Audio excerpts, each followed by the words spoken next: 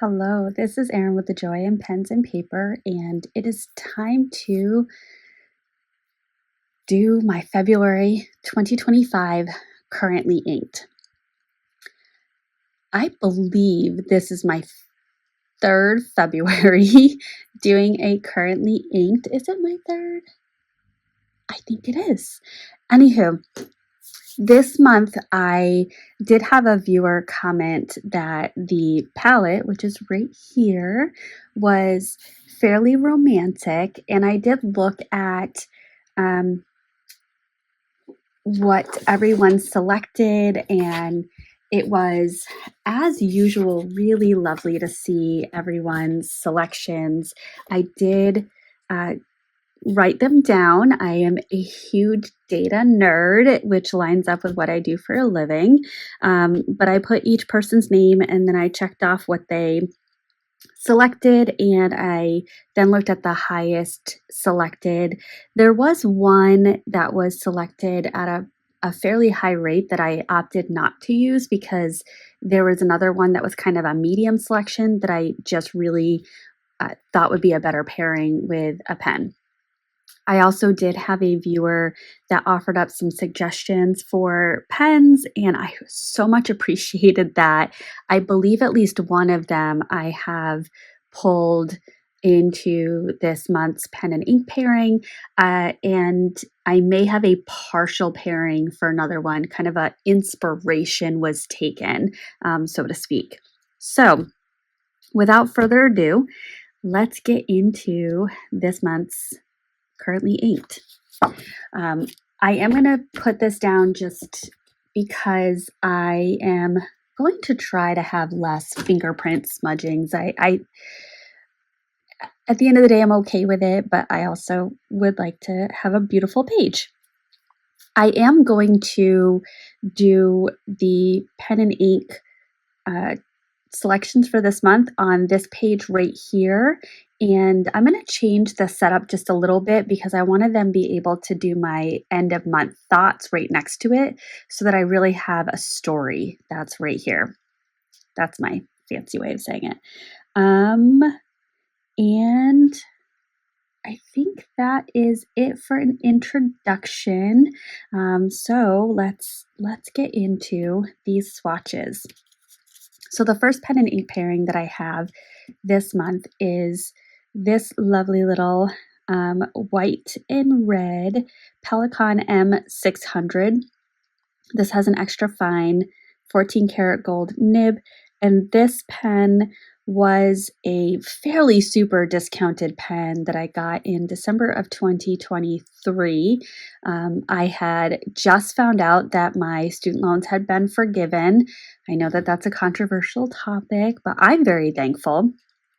And between the super discount that was offered through Atlas Stationers and the money that I had put aside for my next month's student loan payment, this pen was purchased. So, yay. All right, so I'm going to start right up here. Oh, yes, I do want to say this is definitely stay bait. I'm going to try to get you to stay longer in this video because, as usual, I did do these swatches preemptively on some other papers, and there's some really cool things that happened. So if you're interested, please stick around so I can show you those interesting things. You know me, I like to, or if you know me, you know that I like to, swatch things on different papers to see how inks react on a variety of papers.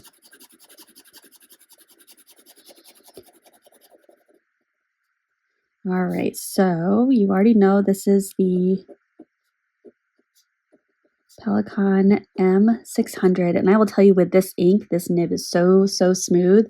There was a while back I was using this pen and thought maybe the nib needed to be tuned, but quite frankly, this is lovely. And this is Diamine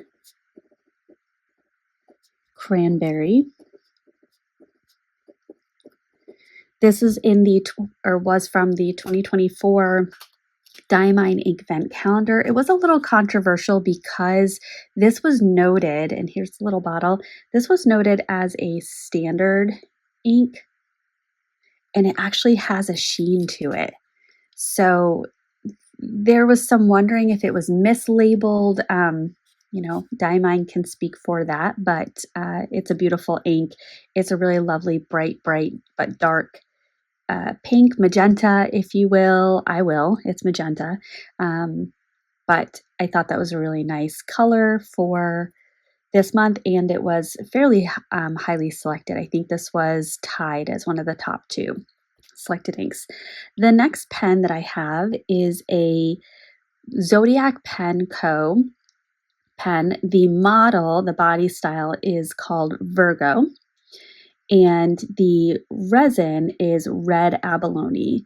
And even though it's red abalone, it's more like pink abalone, but it's this really beautiful, it has kind of a pearlescent teal, purple, pink, a good amount of black, and it's just really, really beautiful. Really beautiful. And Bart from Zodiac Pen Co. is really exceptional to work with. His communication is stellar. It is a lot of late night communication. Everyone has their different times that they feel most productive, and I feel like for Bart, it seems to be later in the evening. But you know what? You do you, boo.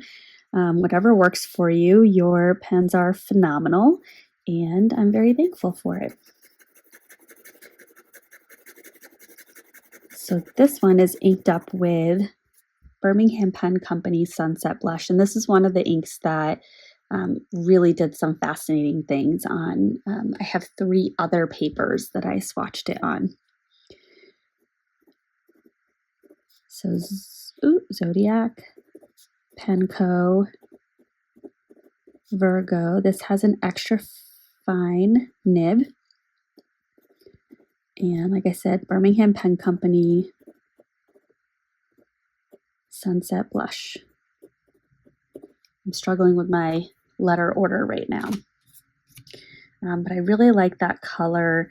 I was looking at it on this paper when I was looking at the pens, and I thought it really brought out this, section of pink right here. I thought it was a fairly good match. Also, I haven't used it in a while, and I really wanted to use it. Okay, this is one of the pens that was, and if I am wrong, please correct me, but it has been over a week since I've seen this comment, maybe closer to 2 weeks. But I did have a viewer who recommended this pen for this next ink, and it just was such a perfect recommendation. This pen is a Lebon Rosa. The body style is Rosa, and the colorway is Lilac, which I think is a perfect name for this colorway with the lovely purples and greens. And it's a cracked resin. It has an extra fine iridium tipped nib. And I learned many years into my fountain pen hobby that I really like an iridium tipped nib. I like the way it hits the paper, or I guess glides across the paper. And a number of Lebon pen models have an iridium tipped nib. Now this ink is just fascinating. It goes down purple and then it will start to shift to green, and sometimes it switches back to purple. So you can see it down here at the bottom. It actually switched back to purple, which I love this ink. I did get a couple of comments recommending where to purchase it from. I haven't made that purchase yet because I am saving up for something else right now. I am working on my doctorate, have been working on my doctorate for a while, but I need to redo the IRB training because I'm doing testing on human subjects. And that's about $280. So I need to prioritize that before I'm buying more fountain pen hobby things. So this is Lebon Rosa in Lilac. It has a beautifully juicy, extra fine nib, and it's inked up with Tono and limbs, trust you. And I also love that it's the letter U because it's February. And when I think of February, I think of candy hearts. And that to me just really tracks. So that was a have to for this month. All right, my next pen and ink combination is a Pilot Prera. One of the things that I'm really hoping I can continue to do this year is select one entry level pen each month to write with. And this is an entry level pocket pen. It's a similar size to a Sailor Pro Gear Slim. If you are newer to the fountain pen hobby, or you're someone that is not willing to spend hundreds of dollars on a pen, no shade on that. That's ridiculous. And I'm one that does it and I still think it's ridiculous. But it brings me joy. So is what it is. But if you are looking to test out the size of a Sailor Pro Gear Slim, before you look to committing a few $100s to it, I do highly recommend a Jinhao 82. That is pretty much an exact dupe for a Sailor Pro Gear Slim, and it even has the two-tone nib, and it is a nice fine writer. This could also be a dupe, but the body style is not as similar to a Sailor Pro Gear Slim as the Jinhao 82. And the Jinhao 82 comes in a plethora of colors. You can really find one that fits your style. I've also seen a lot of people who do a Frankenstein approach where they buy a couple of Jinhao 82s because they're so cheap, and they mix and match body pieces together to create their own. And that was a lot of unnecessary words. Now my family is just getting home, so we might hear the dog go a little nutty here in a moment. So Pilot Prera. This has a fine nib, and Pilot is a Japanese pen, and they tend to traditionally have very, very fine nibs, which I love. And I don't believe that this style comes in an extra fine.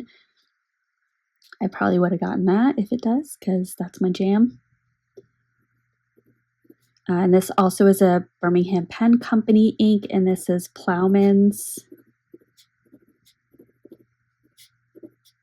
Pebble. Now, if you look at Plowman's Pebble over here, it's much darker here than it is here, but this is where really the nib size that you choose to use with an ink is really going to impact the experience that you have using that ink. And also why I like to document this, because I like to be able to go back and look at what my thoughts were with the different pen and ink pairings. And I may have an ink that I really love the base color, but I'm not super thrilled with the experience with one pen. And really it's that nib. It's not necessarily the pen that you're experiencing. And so then I will know to try it in a different pen that may be a better fit. Okay, so the last pen and ink combination that I have, this is the Esterbrook Model J, and the colorway is violet. I often have called this lilac just because my eye sees it as a lilac, but it's actually called violet. They have a brighter, darker purple called, I think it's called berry, but this is the one that I really wanted. I love the gold highlights here, and I got this pen at a pen show this fall, and because I got it in person at a pen show, I was able to select a nib, and I went ahead and got the journaler nib. It was on a wish list of mine. I had saved for that pen show. I went in wanting to spend $300 or less, and I spent just under $300, so I was very proud of that. And I didn't just get the pen, I also got an ink. Let me be very clear. And maybe even my son's pen, which he got, it was at Asvine. Might have been all three things for $300. 1, 2, 3, 4. Or I'm just thinking that to make myself feel better for spending over $300 because he got a pen too. but I love that he loves to participate in this hobby with me. All right, so this is the Esterbrook Model J. And I'm just going to put a J here for journaler. The base nib is a medium nib. Not sure if you're going to be able to see, but there's a little M right there. Got my inky hands. So the base nib is a medium and it's ground into a journaler. And this is Inkebarra Brown Gray. Now I selected this pen to go with this ink because when I have this swatch right here, there's some purpley pink coming through, and I thought that was just a really nice match. And I'm really happy to be able to use this ink. I have not used, let me say this differently. I got a sample over 2 years ago and I used it right away and I loved it. And then I hoarded the sample because I loved it. And I really need to use the things that I love. Hoarding is not helpful. Okay, so let's pull out the other papers that I swatched on for today. The first one I'm going to pull out is a Clairefontaine Rhodia paper.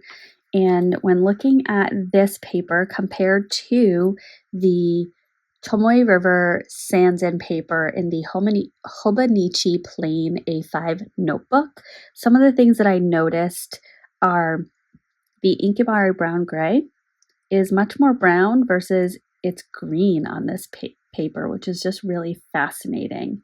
And then there's a little bit of a difference in the Tono and limbs, trust you. However, on the other papers, that difference is much more stark. So let's take a peek at those.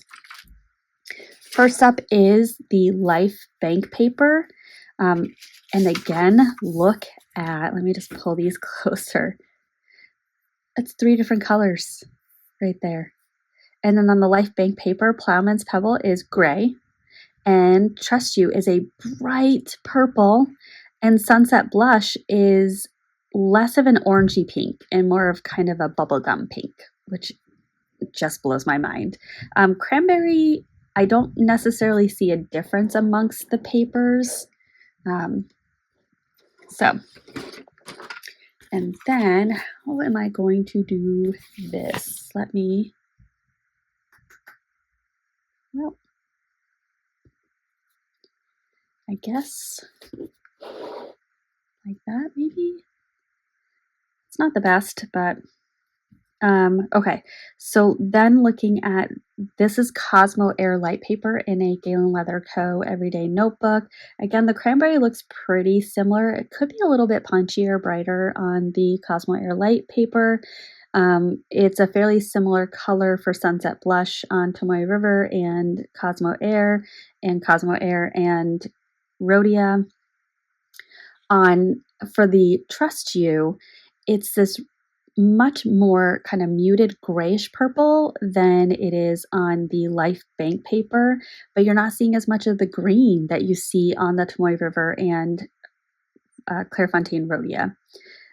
Plowman's Pebble is also similar in terms of it's the same kind of tone brown onto the Tomoe River and the Clairefontaine, and the Life Bank is much different. And then for the Inkebarra Brown Gray, it's also very similar to Tomoe River, but very different from Clairefontaine Rhodia and Life Bank paper. And this is actually, I think I said brown earlier, there's actually a purple tone to it. And if I put this pen right next to it, I think that might help your eye to really bring out that purple. So fascinating. It is science and I love it. So I'm just going to tuck these in here. And this is my February currently inked. If you made it to the end, thank you so much. I appreciate you. I appreciate the time that you've given me today. I hope you have a wonderfully productive day and hopefully I will see you in the next one. Bye.